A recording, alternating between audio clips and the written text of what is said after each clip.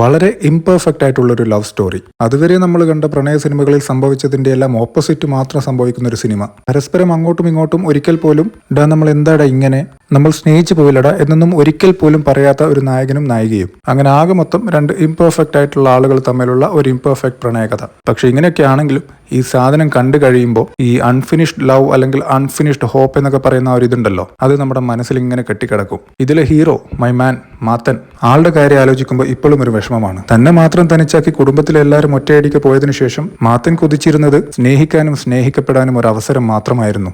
എനിക്ക് തോന്നാറുണ്ട്, ഒരുപക്ഷെ ഈ മാത്തൻ എന്ന് പറയുന്ന ആൾക്ക് കുടുംബവും അച്ഛനും അമ്മയും സഹോദരങ്ങളും ബന്ധുക്കളും ഒക്കെ ഉണ്ടായിരുന്നെങ്കിൽ അയാൾ അപ്പുവിന്റെ പുറകിൽ സ്നേഹത്തിനു വേണ്ടി ഇങ്ങനെ കെഞ്ചി നടക്കില്ലായിരുന്നു എന്ന്. ഓൺ ദി അതർ ഹാൻഡ് അപ്പുവിന്റെ സൈഡ് എനിക്ക് ഇപ്പോഴും വ്യക്തമല്ല. പ്രേമിച്ച് നടന്നിരുന്ന സമയത്ത് അത് പൂർണ്ണതയിലെത്തിക്കാതെ മാത്തൻ കടന്നു കളഞ്ഞു എന്നതാണ് അവരുടെ ആരോപണം.